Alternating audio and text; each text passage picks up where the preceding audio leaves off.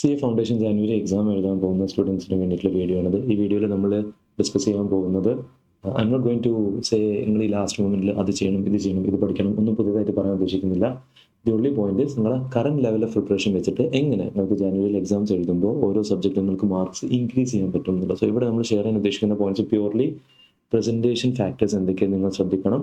Students കഴിഞ്ഞ എക്സാംസിലൊക്കെ എഴുതിയപ്പോൾ അവർ വരുത്തിയ മിസ്റ്റേക്സ് എന്തൊക്കെയാണ്, നമുക്ക് എങ്ങനെ അവോയ്ഡ് ചെയ്യാൻ പറ്റും, ആൻഡ് ജനറൽ ആയിട്ടുള്ള കുറച്ച് ടിപ്സും. And this video is purely based on ICA ഒരു വെബിനാർ കണ്ടക്ട് ചെയ്യുന്നുണ്ട്, വെർബൈ അവർ ഓരോ സബ്ജക്റ്റിൽ ഈ ഫാക്ടേഴ്സ് എല്ലാം കവർ ചെയ്തിട്ടുള്ള സംഭവമാണ്. അപ്പോൾ അതിൽ നിന്ന് അവർ സ്ട്രെസ് ചെയ്ത് പറഞ്ഞിട്ടുള്ള ചില ചാപ്റ്റേഴ്സിൽ ചില ക്വസ്റ്റ്യൻസ് ഉണ്ട്, ഇല്ലസ്ട്രേഷൻസ് ഉണ്ട്. ആ ഏരിയ ഏതൊക്കെയാണെന്നുള്ളത് നമ്മളിവിടെ ഡിസ്കസ് ചെയ്യുന്നതായിരിക്കും. ഈ വീഡിയോയിൽ ഞാൻ അക്കൗണ്ട്സും ലോ ആണ് ചെയ്യാൻ ഉദ്ദേശിക്കുന്നത്. And if you found this useful and if you feel like okay ബാക്കിയുള്ള നമ്മളെ MCQ പേപ്പേഴ്സിനും ചെയ്യണമെന്ന് തോന്നുകയാണെങ്കിൽ do let me know, I'll do it accordingly, inshallah. So starting with നമ്മളെ അക്കൗണ്ട്സ് പേപ്പറിൽ മെയിൻലി സ്റ്റുഡൻസിന് വേണ്ടത് 2 ഫാക്ടേഴ്സാണ്. ICA പറഞ്ഞത് നമുക്ക് കോൺസെപ്ച്വൽ ക്ലാരിറ്റി വേണം, റൈറ്റിംഗ് പ്രാക്ടീസ് വേണം. Writing practice is important because പല പേപ്പേഴ്സ് കാണുമ്പോൾ തന്നെ നമുക്ക് മനസ്സിലാക്കാൻ പറ്റും സ്റ്റുഡൻസ് ക്വസ്റ്റ്യൻ സോൾവ് ചെയ്ത് എഴുതി തുടങ്ങി, ബട്ട് കുറച്ച് കഴിയുമ്പോഴേക്കും പിന്നെ ബാക്കിയുള്ള ഏരിയാസൊക്കെ ഏകദേശം ബ്ലാങ്ക് ആണ് എന്നുള്ളത്. ദാറ്റ് ഇസ് പ്യൂർലി വേർ നിങ്ങൾ ഒരു സാധനം വായിച്ചപ്പോൾ നിങ്ങൾക്ക് സാധനം മനസ്സിലായി, പക്ഷേ നോട്ട് റിയലൈസിങ് ദാറ്റ് എക്സാം ഹോളിൽ പോയി കഴിഞ്ഞാൽ നിങ്ങൾക്ക് റെഫറൻസിന് ബുക്കില്ല, നിങ്ങൾ സ്വയം അത് പ്രൊഡ്യൂസ് ചെയ്യണം. നോട്ട് ലൈക്ക് ടെക്സ്റ്റ് വായിച്ചിട്ട് എനിക്ക് ഓക്കെ കോൺസെപ്റ്റ് മനസ്സിലായി, അതൊന്നും മാത്രം കാര്യമില്ല. അത് നിങ്ങൾ മൈൻഡിൽ സ്വയം പ്രൊഡ്യൂസ് ചെയ്ത് തരണം. For which you require writing practice which is very important in accounts. പിന്നെ ചില സ്പെസിഫിക് ആയിട്ടുള്ള ചാപ്റ്റേഴ്സിൽ നിന്ന് ചില ഇല്ലസ്ട്രേഷൻസ് ക്വസ്റ്റ്യൻസ് അവർ സ്പെസിഫിക് ആയിട്ട് എടുത്ത് പറഞ്ഞിരുന്നു വെബിനാറിൽ.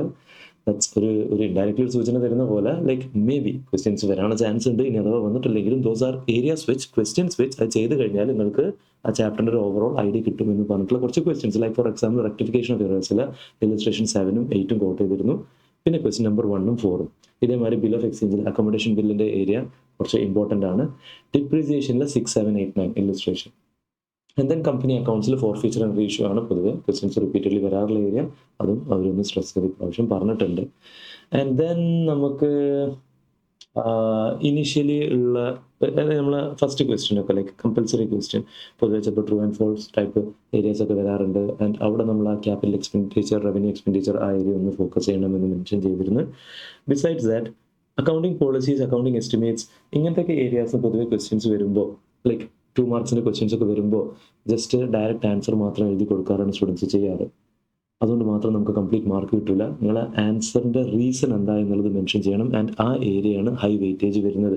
So depending upon the marks, ഇപ്പോൾ 2 മാർക്കിനൊക്കെ വരുന്ന ക്വസ്റ്റ്യൻസിന് നമ്മൾ യെസ് ഡെഫിനറ്റ്ലി 1 or 2 ലൈൻ നിങ്ങൾ അതിൻ്റെ റീസൺ എന്താ എന്നുള്ളത് മെൻഷൻ ചെയ്തിട്ട് ആൻസർ കൊടുക്കുക. Directly yes or no, true and false എന്നുള്ള ജസ്റ്റ് ആ ഒരു ഫൈനൽ ആൻസർ മാത്രം കൊടുക്കാതെ എന്ന് അവർ മെൻഷൻ ചെയ്തിരുന്നു, ഡിപ്പെൻഡിങ് അപ്പോൺ ദി ക്വസ്റ്റ്യൻ. പിന്നെ ജനറൽ ആയിട്ടുള്ള കുറേ പോയിന്റ്സ് ലൈക്ക് ക്വസ്റ്റ്യൻ എന്താണ് ചോദിച്ചത് എന്ന് make sure you understood it very well, എന്നിട്ട് ആൻസർ ചെയ്യുക എന്നുള്ളത്. പല കേസസിലും ഭയങ്കര silly mistakes like journal entry in the books of drawer ചോദിക്കുമ്പോൾ students journal entries in the books of ഡ്രോവി എഴുതി വെക്കുക എന്നുള്ളത്. These are all areas where സാധാരണ അക്കൗണ്ട്സ് പേപ്പർ ആയാലും ഏത് പേപ്പർ ആയാലും നമുക്ക് സ്റ്റെപ്സിന് മാർക്സ് കിട്ടാറുണ്ട് ഫൈനൽ ആൻസർ തെറ്റിയാലും. ബട്ട് ഇമാജിൻ മെയിൻ റിക്വയർമെന്റ് തന്നെ മാറി എന്ന് പറയുമ്പോൾ നിങ്ങൾ ആ എൻറ്റയർ മാർക്ക് മിസ്സാവുകയാണ്. അതേപോലെ തന്നെ നമ്മൾ ഇപ്പോൾ ഒരു പേജിൽ നിന്ന് എഴുതി വന്ന ആൻസർ അപ്പുറത്തെ പേജിലേക്ക് കൊണ്ടുപോകുമ്പോൾ നമ്പർ അങ്ങോട്ടും ഇങ്ങോട്ടും മാറുക, ഡിജിറ്റ്സ് അങ്ങോട്ടും ഇങ്ങോട്ടും മാറുക, ഈ ഫാക്ടേഴ്സ് ഒക്കെ ശ്രദ്ധിക്കുക. ബാലൻസ് ഷീറ്റ് ടാലി ആവുന്നില്ല എന്ന് ഒരുപാട് കൺസേൺ പറയുക, ടെൻഷൻ അടിക്കുക. മേ ബി +1 +2 നമ്മൾ അക്കൗണ്ട്സ് ഒക്കെ പഠിക്കുന്ന സമയത്ത് നമുക്ക് അതായിരിക്കും നമ്മൾ മെയിൻ ഫോക്കസ്. ഇവിടെ ഡോണ്ട് വറി അബൌട്ട് നിങ്ങൾ ബാലൻസ് ഷീറ്റ് ടാലി ആക്കുക എന്നുള്ളത് ഒരു പ്രൊഫഷണൽ എക്സാം ആണ്. അതിനേക്കാൾ ഡെപ്തിൽ നമുക്ക് ഇവിടെ ടോപ്പിക്സ് വരുന്നുണ്ട്. വിച്ച് മീൻസ് ഈവൻ ഇഫ് നിങ്ങൾ final answer balance sheet tally ആയിട്ടില്ല, നിങ്ങൾ എഴുതിയ ആ സ്റ്റെപ്സിനുള്ള മാർക്സ് ഉണ്ടാവും. ആ മെയിൻ ആൻസറിന് ലാസ്റ്റ് ഫൈനൽ ആൻസറിന് ചെറിയ മാർക്സ് ഉണ്ടാവുള്ളൂ. So you need not much bother about that. It's a good thing tally ആയി കഴിഞ്ഞാൽ, ബട്ട് അത് മാത്രമാണ് മെയിൻ ഫാക്ടർ എന്ന് ചിന്തിക്കാൻ നിൽക്കരുത്. Working notes, assumptions crucial factor ആണെന്നുള്ളത്. ഇപ്പോൾ നമ്മളിപ്പോൾ ബാലൻസ് ഷീറ്റിൻ്റെ ഫോർമാറ്റ് ഒക്കെ എന്താണെന്നുള്ളത് പഠിക്കണം. ആൻഡ് നിങ്ങളൊരു മെയിൻ ആൻസർ എഴുതുന്ന സമയത്ത് ആൻസർ അതിൻ്റെ വർക്കിംഗ് നോട്ട് അതിനുള്ളിൽ തന്നെ ആകെ മെസ്സപ്പാക്കി എഴുതുന്നതിന് പകരം വർക്കിംഗ് നോട്ട്സ് താഴെ കൊടുക്കുക. Working not number clearly mention ചെയ്യുക. വർക്കിംഗ് നോട്ട് നമ്പർ 1 ഇതാണ് എൻ്റെ കാൽക്കുലേഷൻ, വർക്കിംഗ് നോട്ട് നമ്പർ 2 ഇതാണ് എൻ്റെ കാൽക്കുലേഷൻ. എന്നിട്ട് ആ നമ്പർ റെഫറൻസ് മേലെ പ്രസൻറ്റ് ചെയ്ത് കൊടുക്കുക നിങ്ങൾ മെയിൻ ആൻസറിൻ്റെ ഭാഗമായിട്ട്. അല്ലാതെ എല്ലാം കൂടി മെസ്സപ്പാക്കി കൊടുക്കരുത്. ബിക്കോസ് മാർക്കിംഗ് ക്രൈറ്റീരിയ തന്നെ ഓരോ സ്റ്റെപ്സിനാണ് നമുക്ക് മാർക്സ് ഉള്ളത്. നമ്മളെ മെയിൻ ആൻസർ, വർക്കിംഗ് നോട്ട്സ്, ഓരോ ഏരിയാസിന് മാർക്സ് ഉണ്ട്.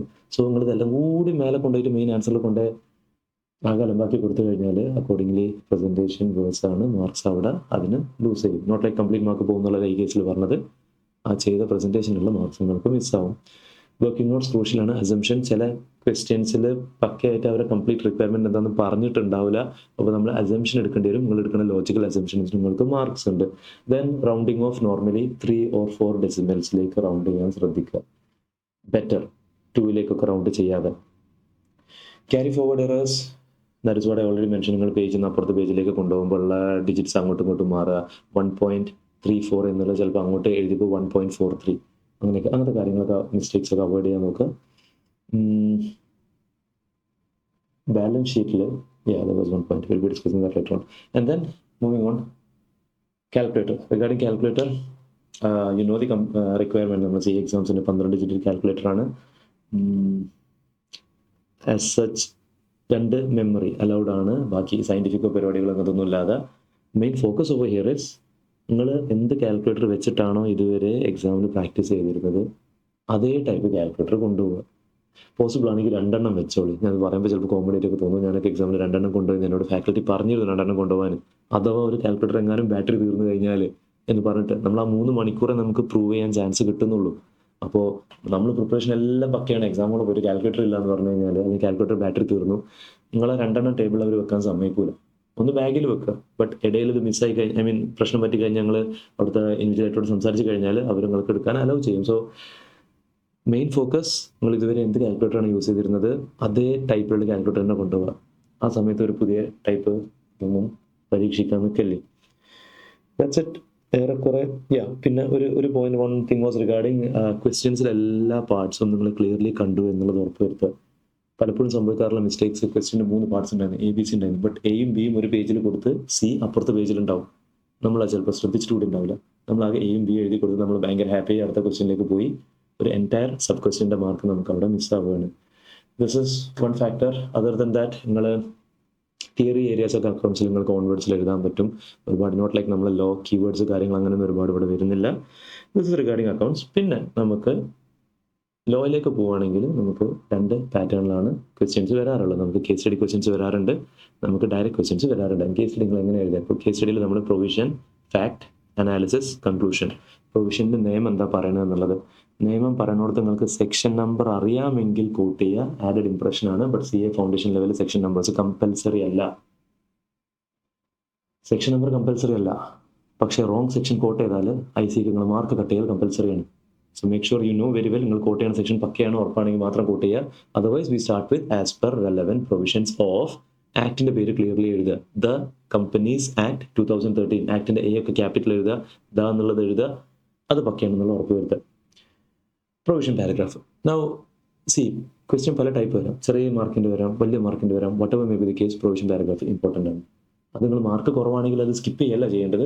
അത് ഷോർട്ട് ആക്കി എഴുതുക. ഒരു സെൻറ്റൻസ് എന്താണെന്ന് വെച്ചാൽ സമ്മറി ആയിട്ട് എഴുതുക. അതല്ലാതെ സംഭവം ഒഴിവാക്കാൻ നിൽക്കരുത്. ഡയറക്റ്റ് ആൻസർ കൊടുക്കാൻ നിൽക്കരുത്. ലൈക്ക് അക്കൗണ്ട്സിൽ പറഞ്ഞ മാതിരി അതിൻ്റെ റീസൺ എന്താ എന്നുള്ളത്, സോ ഇതിൻ്റെ കറസ്പോണ്ടിങ് നിയമം എന്താ എന്നുള്ളത് മെൻഷൻ ചെയ്യൽ കമ്പൽസറി ആണ്. ഫാക്റ്റിൽ ജസ്റ്റ് ക്വസ്റ്റ്യന് തന്ന ഡാറ്റ തന്നെ നമ്മൾ സമ്മറി എഴുതാണ്. അതിൽ കുറേ വലിച്ചു വാരി കഥ എഴുതാൻ നിൽക്കരുത്. കാരണം അത് നിങ്ങളെ സൈഡിൽ നിന്ന് ഒരു വാല്യൂ അഡീഷനും ഇല്ല. അത് ആ ഫോർമാലിറ്റി ഫില്ല് ചെയ്യാൻ വേണ്ടി മാത്രം നമ്മൾ എഴുതുന്നതാണ്. സോ അത് ഷോർട്ടാക്കി വെക്കുക. അനാലിസിസ് പാർട്ടിലാണ് നമ്മൾ കോറിലേഷൻ, നിയമവും ഈ തന്ന ക്വസ്റ്റ്യനും തമ്മിലുള്ള ബന്ധം എന്താ എന്നുള്ളത് നമ്മൾ അനാലിസിസ് പാർട്ടിൽ എഴുതും. ലാസ്റ്റ് കൺക്ലൂഷൻ ഷോർട്ടായിട്ട് കൊടുക്കുക. This is regarding case study questions. Direct questions എങ്ങനെ പ്രസന്റ് ചെയ്യും? ഡയറക്റ്റ് ക്വസ്റ്റ്യൻസ് നമുക്ക് മെയിൻലി നമ്മൾ സിലബസിൽ എക്സ്പെക്ട് ചെയ്യാൻ പറ്റുന്ന 2 ഏരിയാസ് പൊതുവെ ഡയറക്റ്റേ വരാറുള്ളൂ. ഒന്ന് ഇന്ത്യൻ റെഗുലേറ്ററി ഫ്രെയിംവർക്കും, 2 LLPയും. അപ്പോൾ റെഗുലേറ്ററി ഫ്രെയിംവർക്ക് നമ്മൾ ICയുടെ സെക്ഷൻ വൈസ് വെയിറ്റേജ് എന്നുള്ള ഡോക്യുമെന്റ് ഉണ്ട്, which is useful for every subject. അക്കൗണ്ട്സിനും ലോനൊക്കെ നമുക്ക് യൂസ്ഫുൾ ആണ്. അതിൽ റെഗുലേറ്ററി ഫ്രെയിംവർക്കിന്റെ മാർക്സ് അവർ പറഞ്ഞത് 0 to 5 എന്നാണ്. പക്ഷേ ഇതുവരെ ന്യൂ സിലബസ് വന്നതിന് ശേഷമുള്ള മോക്ക് ടെസ്റ്റ് പേപ്പേഴ്സിലും എക്സാംസിലൊക്കെ ഒരു 6 മാർക്കിന്റെ ക്വസ്റ്റ്യൻ അതിൽ നിന്ന് വന്നിട്ടുണ്ട്, പക്കയായിട്ട് വന്നിട്ടുണ്ട്. ആൻഡ് ഡയറക്റ്റ് ക്വസ്റ്റ്യൻ ആണ്. കേസ് സ്റ്റഡി തിരിക്കാനോ മറിക്കാനോ കാര്യങ്ങളൊന്നുമില്ല. പോർഷൻസ് വളരെ കുറവാണ്, ഈസിലി മാർക്ക് സ്കോർ ചെയ്യാൻ പറ്റും. LLP അഗെയിൻ 5 to 10 മാർക്സിന്റെ ടോപ്പിക്കാണ്, വോളിയം കുറവാണ്. ഡയറക്റ്റ് ക്വസ്റ്റ്യൻ ഈ 2 ടോപ്പിക്സ് ആണ് മെയിൻലി കണ്ടിട്ടുള്ളത്. കോൺട്രാക്ട് ആക്ട് എന്ന് പൊതുവെ ടെക്സ്റ്റിലുള്ള ടോപ്പിക്സിന്റെ ഇടയിലുള്ള ഇല്ലസ്ട്രേഷൻസ് അവർ ക്വസ്റ്റ്യൻ ഡ്രാഫ്റ്റ് ചെയ്തിട്ടുണ്ട്. സോ കോൺട്രാക്ട് ആക്ടിൽ നമ്മൾ ഓരോ ടോപ്പിക്കിന്റെ ഇടയിലുള്ള എക്സാമ്പിൾസും ഭയങ്കര ഇമ്പോർട്ടൻ്റ് ആണ്. Make sure you have gone through them. And like I said in the beginning, നിങ്ങൾ അത് ഇപ്പോൾ ചെയ്തിട്ടില്ല ആൻഡ് നിങ്ങളെ സ്റ്റഡി പ്ലാനിൽ may be you have something else. I don't know individually നിങ്ങൾ എങ്ങനെയൊക്കെയാണ് പ്രിപ്പയർ ചെയ്തിട്ടുള്ളത്. സോ ഇപ്പോൾ ഇത് ചെയ്യാൻ നിന്നാൽ നിങ്ങൾ ആകെ ഡിസ്റ്റർബ്ഡ് ആവും, പാനിക് ആവും തോന്നുകയാണെങ്കിൽ may be you can avoid that. നിങ്ങൾ എന്താണോ നിങ്ങൾ പ്ലാൻ ചെയ്ത ഷോർട്ട് നോട്ട്സ് ഉണ്ടാക്കിയിട്ടോ ക്വസ്റ്റ്യൻസ് പ്രാക്ടീസ് ചെയ്ത് എന്താണ് നിങ്ങൾ മൈൻഡിൽ ഉണ്ടായിരുന്നത് അത് വെച്ചിട്ട് പ്രൊസീഡ് ചെയ്തോളൂ. ബട്ട് അതർവൈസ് പോസിബിൾ ആണെങ്കിൽ ആ ഇലസ്ട്രേഷൻസ് നോക്കി എന്നുള്ള ഉറപ്പ് വരുത്തുക. കഴിഞ്ഞ എക്സാംസിലൊക്കെ കണ്ടിരുന്നു ഡയറക്റ്റ് ക്വസ്റ്റ്യൻസ് വന്നത് ആ ഇലസ്ട്രേഷൻസിന്. കമ്പനീസ് ആക്ട് അഗെയിൻ നമുക്കൊരു 15 to 20 മാർക്സിൻ്റെ ഏരിയയാണ് കമ്പനീസ് ആക്ട്, വിച്ച് നമ്മൾ വെയിറ്റേജ് വൈസ് നമ്മൾ നോക്കുകയാണെങ്കിൽ സെയിൽ ഓഫ് ഗുഡ്സ് ആക്ടിന് 15 to 20 ആണ്. ബട്ട് സെയിൽ ഓഫ് ഗുഡ്സ് ആക്ടും കമ്പനീസ് ആക്ടും രണ്ടും കമ്പയർ ചെയ്യുകയാണെങ്കിൽ കമ്പനീസ് ആക്ടിൽ വോളിയം വളരെ കുറവാണ് ആൻഡ് ഏറെക്കുറെ ഈസിലി മനസ്സിലാക്കാൻ പറ്റുന്ന ഏരിയാസാണ് കമ്പനീസ് ആക്ടിൽ ഉള്ളത്. അപ്പോൾ മാക്സിമം അത് യൂട്ടിലൈസ് ചെയ്യുക. നെഗോഷ്യബിൾ ഇൻസ്ട്രുമെൻ്റ് ആക്ടിൽ സാധാരണ 2 ക്വസ്റ്റ്യൻസ് ഇതുവരെ കണ്ട ട്രെൻഡ് വെച്ചിട്ട് കൺഫേംഡ് ആണ്. പിന്നെ IC ആണ് പാറ്റേൺ എങ്ങനെ മാറ്റാം. അപ്പോൾ അതിൽ one normally would be direct question, another would be case study. And regarding negotiable instrument act പൊതുവെ സ്റ്റുഡൻസിന് കൺഫ്യൂഷനുള്ള ഏരിയയാണ്. ഞാൻ അതിൻ്റെ ഓൾറെഡി ഒരു റിവിഷൻ വീഡിയോ ചെയ്തിട്ടുണ്ട് യൂട്യൂബിൽ. അത് കുറച്ച് ഡീറ്റെയിൽഡ് വീഡിയോ ആണ്. അത് ആക്ച്വലി CA ഇൻ്റർ സ്റ്റുഡൻസിന് ചെയ്തതായിരുന്നു. അത് 3 മണിക്കൂർ കൊണ്ട് എൻറ്റയർ നെഗോഷ്യബിൾ പഠിപ്പിക്കുകയാണ്. ബട്ട് ഫൗണ്ടേഷൻ സ്റ്റുഡൻസിന് അതിൽ 3 മണിക്കൂർ ടോപ്പിക്ക് പോലും ആവശ്യം വരുന്നുണ്ടാവില്ല. സ്റ്റാർട്ടിംഗ് ടോപ്പിക്കിൽ തന്നെ നമ്മൾ ഏരിയാസ് ഫുള്ള് കവർ ചെയ്തിട്ടുണ്ടാവും. ഹോൾഡർ ഇൻ ഡ്യൂ കോഴ്സ് ബാക്കിയുള്ള എല്ലാ സംഭവങ്ങളും അതൊന്ന് കണ്ടു കഴിഞ്ഞാൽ അതിൽ നമ്മൾ ഡീറ്റെയിൽ ആയിട്ട് കാര്യങ്ങൾ ഡിസ്കസ് ചെയ്തിട്ടുണ്ട്. Regarding presentation like I said section numbers compulsory അല്ല. Keywords very important. കീവേഡ്സ് വന്നു എന്നുള്ള ഉറപ്പ് വരുത്തുക. 2 പാറ്റേണിൽ നമുക്ക് പ്രസൻറ്റേഷൻ ക്ലാസിഫൈ ചെയ്യാൻ പറ്റും. കീവേഡ്സ് ഉണ്ടാവും, ഫില്ലിംഗ് വേർഡ്സ് ഉണ്ടാവും. അതിൻ്റെ ഇടയിൽ ഫില്ല് ചെയ്ത് കൊടുക്കാനുള്ള വേർഡിങ്സ് അത് നിങ്ങൾ കോൺവേർഡ്സിൽ എഴുതുക. ഏറ്റവും അതേമാതിരി ബൈഹാർട്ട് പഠിക്കേണ്ട ആവശ്യമില്ല ലോ പേപ്പർ. കീവേഡ്സ് വന്നു എന്ന് ഉറപ്പ് വരുത്തുക. നിങ്ങൾ ഹൈലൈറ്റ് ചെയ്യേണ്ട മെയിൻ പോയിന്റ്സ് ഇപ്പോൾ നമ്മൾ പ്രൊവിഷൻ, ഫാക്ട്, അനാലിസിസ്, കൺക്ലൂഷൻ എന്നൊക്കെ പറഞ്ഞു. അതൊക്കെ ഹെഡിങ് എഴുതണോ, പ്രൊവിഷൻ, ഫാക്ട് എന്ന് എഴുതണോ, നല്ലതാണ്. പക്ഷേ കൂൾ ഓഫ് ടൈമിൽ വായിച്ചിട്ട് പേപ്പർ ലെങ്തിയാണ് തോന്നുകയാണെങ്കിൽ ഡെക്കറേഷനോടൊക്കെ പോയി പണി വെക്കാൻ പറയാം. പേപ്പർ തീർക്കുക എന്നുള്ളതാണ് നമ്മളെ എയിം. കൂൾ ഓഫ് ടൈമിൽ വായിച്ചിട്ട് നിങ്ങൾക്ക് അത് തീർക്കാൻ പറ്റും എന്നുള്ള കോൺഫിഡൻസ് വരികയാണെങ്കിൽ presentation, provision, fact, analysis, conclusion underline ചെയ്യുക കാര്യങ്ങളൊക്കെ ബെറ്റർ ആണ്. And when I talk about keywords again ഞാൻ എഴുതിയ 2ാമത്തെ പോയിന്റ് ഇവിടെ ഫ്ലോ ചാർട്ട്സ്, സമ്മറീസ് എന്നുള്ളത്. കീവേഡ്സ് മാത്രം എഴുതി കൊടുത്തുകൊണ്ട് കാര്യമില്ല. ഓർ ചില സിറ്റുവേഷൻസിൽ നമ്മളിപ്പോൾ പഠിപ്പിക്കുന്ന സമയത്ത് അല്ലെങ്കിൽ നിങ്ങൾ പഠിക്കുന്ന സമയത്ത് ഫ്ലോ ചാർട്ട് ഉണ്ടാക്കിയിട്ടുണ്ടാവും. ആൻസർ ഷീറ്റിൽ ഫ്ലോ ചാർട്ട് കൊണ്ടുപോയി നിറച്ചു കൊടുക്കരുത്. ആൻസർ ഷീറ്റിൽ ലോ പേപ്പർ, പ്രൊഫഷണൽ എക്സാം ആണ്, പാരഗ്രാഫ്സ് ആയിട്ട് വേണം. പാരഗ്രാഫ് എന്ന് പറയുമ്പോൾ കുറേ വലിച്ചു വാരി എഴുതാനല്ല, ഷോർട്ട് ആക്കുക. ബുള്ളറ്റ് പോയിന്റ്സ് കാര്യങ്ങളൊക്കെ നിങ്ങൾ എഴുതിയിട്ടുണ്ടെങ്കിൽ വെരി ഗുഡ്, അങ്ങനെയൊക്കെ എഴുതാൻ പറ്റും. ബട്ട് ദ പോയിന്റ് ഇസ് ഈ ഫ്ലോ ചാർട്ട് ഒഴിവാക്കുക. അത് പഠിക്കാനും റിവൈസ് ചെയ്യാനും നമ്മളെ ഹെൽപ്പ് ചെയ്യുന്ന ഫാക്ടർ മാത്രമാണ്. ആൻഡ് ഭയങ്കര ഷോർട്ടാക്കിയിട്ട് എഴുതാതൊക്കെ. അപ്പോൾ ലൈക്ക് ഫോർ എക്സാമ്പിൾ ഇപ്പോൾ small company paid up share capital 50 lakh, turn over 2 crore. അത്രമാത്രം. അത് ഓരോ ഹൈഫൺ ഇട്ടുകൊണ്ട് അങ്ങനെ എഴുതാതെ അത് സെൻറ്റൻസ് ആയിട്ട് ഡ്രാഫ്റ്റ് ചെയ്യുക. Small company means a company other than public company whose paid up share capital does not exceed 50 lakh or such higher amount as may be prescribed. ഞാൻ definition പക്ക അതേമാതിരി പറഞ്ഞതാണ്. But the point that I am trying to say is അതങ്ങനെ word hyphen word അങ്ങനെ കൊടുക്കാതെ, yes keywords important ആണ്, but അതിൻ്റെ ഇടയിലുള്ള ഫില്ലിംഗ് വേർഡ്സ് നിങ്ങൾ എന്തെങ്കിലും നിങ്ങൾ ഓൺ വേർഡ്സിൽ എഴുതി കൊടുത്തിട്ട് വേണം ഡ്രാഫ്റ്റ് ചെയ്യാൻ. കൂൾ ഓഫ് ടൈം യൂട്ടിലൈസ് ചെയ്യാം, പ്രോപ്പർലി യൂട്ടിലൈസ് ചെയ്യാം. ക്വസ്റ്റ്യൻ നമ്പർ 1 കമ്പൽസറി ആണ്. അതുകൊണ്ട് ക്വസ്റ്റ്യൻ നമ്പർ 1 കൂൾ ഓഫ് ടൈമിൽ വായിച്ച ടൈം വേസ്റ്റ് ചെയ്യാൻ നിൽക്കരുത്. അതെന്തായാലും എഴുതണം. ബാക്കിയുള്ള ഓപ്ഷണൽ ക്വസ്റ്റ്യൻസിൽ ഏത് വെച്ചിട്ട് നിങ്ങൾ സ്റ്റാർട്ട് ചെയ്യണത് എന്ന് ഡിസൈഡ് ചെയ്യുന്ന ടൈമാണ് cool off time. And optional ക്വസ്റ്റ്യനിൽ ഏതാണ് നിങ്ങൾ സ്കിപ്പ് ചെയ്യാൻ പോകുന്ന ക്വസ്റ്റ്യൻ എന്നുള്ള ഡിസൈഡ് ചെയ്യുന്ന ടൈമാണ് കൂൾ ഓഫ് ടൈം. നിങ്ങളെ first answer that you decided to present അതിനൊരു ക്രൂഷ്യൽ റോൾ ഉണ്ട് നിങ്ങളെ ബാക്കിയുള്ള ആ എൻറ്റയർ 3 മണിക്കൂർ എങ്ങനെ സ്പെൻഡ് ചെയ്യാൻ പോകുന്നതെന്ന് ഡിസൈഡ് ചെയ്യുന്നതിൽ. So make sure you select such A question which you are 100% comfortable. നിങ്ങൾക്ക് അത്രയും കോൺഫിഡൻ്റ് ആയിട്ടുള്ള ക്വസ്റ്റ്യൻ വെച്ചിട്ട് സ്റ്റാർട്ട് ചെയ്യാം. ആൻഡ് എങ്ങനെയൊക്കെ ചെയ്തിട്ട് ഇപ്പോൾ എക്സാം എങ്ങനെയൊക്കെ അലമ്പായി കോളായി ക്വസ്റ്റ്യൻ വിചാരിച്ച മാതിരി ചെയ്യാൻ പറ്റിയില്ല, വാട്ട് എവർ ഹാപ്പൻസ്, അത് നമ്മൾ തുടങ്ങി വെച്ച സംഭവം നമ്മൾ കംപ്ലീറ്റ് ചെയ്യുക. ആ സബ്ജക്റ്റ് ടഫായാലും നമ്മൾ കംപ്ലീറ്റ് ചെയ്യുക. ഇനി അടുത്ത എക്സാം സ്കിപ്പ് ചെയ്യാൻ നിൽക്കരുത്. ഒരു എക്സാം ടഫായാലും നമ്മൾ മേക്ക് ഷുവർ നിങ്ങൾ എല്ലാ എക്സാംസും അറ്റൻഡ് ചെയ്ത് വരിക എന്നുള്ളത്. പല സിറ്റുവേഷൻസിൽ സ്റ്റുഡൻസ് വിചാരിച്ചതിനേക്കാൾ കൂടുതൽ മാർക്സ് കിട്ടിയ കേസസ് ഉണ്ടായിട്ടുണ്ട്. സോ നെഗറ്റിവിറ്റി പറഞ്ഞ ആൾക്കാരെക്കാരും കൂടുതൽ, ബട്ട് അതൊന്നും മൈൻഡ് ആക്കാൻ നിൽക്കരുത്. ഇൻഷാല്ലാ കിട്ടും, ഡെഫിനറ്റ്ലി കിട്ടും. എഫേർട്ട് ഇട്ടാൽ കിട്ടും. ഞാൻ എൻ്റെ കുറച്ച് additional resources what ever I have done already അത് ഞാൻ ജസ്റ്റ് ഇവിടെ അതിൻ്റെ ഡീറ്റെയിൽസ് തരാം. അതിൻ്റെ ലിങ്ക് ഞാൻ ഡിസ്ക്രിപ്ഷനിൽ പ്രൊവൈഡ് ചെയ്യാം. ലൈക്ക് ഫോർ എക്സാമ്പിൾ നമ്മളെ CA ഫൗണ്ടേഷൻ്റെ ലോൻ്റെ RTP ഡിസ്കഷൻ്റെ വീഡിയോസ് കംപ്ലീറ്റ്ലി നമ്മൾ ചെയ്തിട്ടുണ്ട്. ജാനുവരി എക്സാമിൻ്റെ ആവട്ടെ, കഴിഞ്ഞ സെപ്റ്റംബർ എക്സാമിൻ്റെ ആവട്ടെ, അതിൻ്റെ മുന്നത്തെ അറ്റൻഡിൻ്റെ ആവട്ടെ, എല്ലാം ചെയ്തിട്ടുണ്ട്.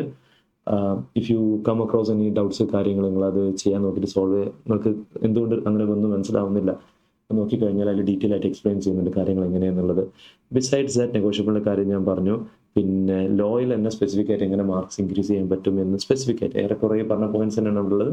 അതിൻ്റെ പ്രസൻറ്റേഷൻ്റെ വേറെ വീഡിയോ ഞാൻ ചെയ്തിട്ടുണ്ടായിരുന്നു, ഇൻക്ലൂഡിങ് പ്രാക്ടിക്കൽ എക്സാമ്പിൾ വെച്ചിട്ട് എങ്ങനെ സോൾവ് ചെയ്യണം എന്നുള്ള ഹൗ ടു പ്രസന്റ് ലോ എന്നുള്ള വീഡിയോ വേറെ ചെയ്തിട്ടുണ്ട്. ആൻഡ് ബിസൈഡ്സ് ദാറ്റ് എൻ്റെ ലോൻ്റെ ഡൗട്ട് ക്ലിയറിംഗ് കമ്മ്യൂണിറ്റി ഉണ്ട്, വാട്സപ്പ് ഡൗട്ട് ക്ലിയറിംഗ് കമ്മ്യൂണിറ്റി ഉണ്ട്. അതിൽ if you interested to join just എനിക്കൊരു വാട്സപ്പിൽ ഒരു മെസ്സേജ് ഇട്ടാൽ മതി. ഓർ അതിൻ്റെ ജോയിൻ ചെയ്യുന്ന ലിങ്ക് ഞങ്ങൾ പ്രൊവൈഡ് ചെയ്യാം. അതിൽ അപ്പോൾ അറൗണ്ട് തൗസൻഡ്സ് ഓഫ് സ്റ്റുഡൻസ് അതിലുണ്ട്. അപ്പോൾ ബാക്കിയുള്ള സ്റ്റുഡൻസ് ചോദിക്കുന്ന ഡൗട്ട്സിൻ്റെ ബെനിഫിറ്റും നിങ്ങൾക്ക് കിട്ടും. That's it for this video. Let me know if you found this useful. And ബാക്കിയുള്ള പേപ്പേഴ്സും എക്കണോമിക്സിലും മാത്സിലും റിക്വയർഡ് ആണെങ്കിൽ നിങ്ങൾ അറിയിക്കും. I wish you all the best.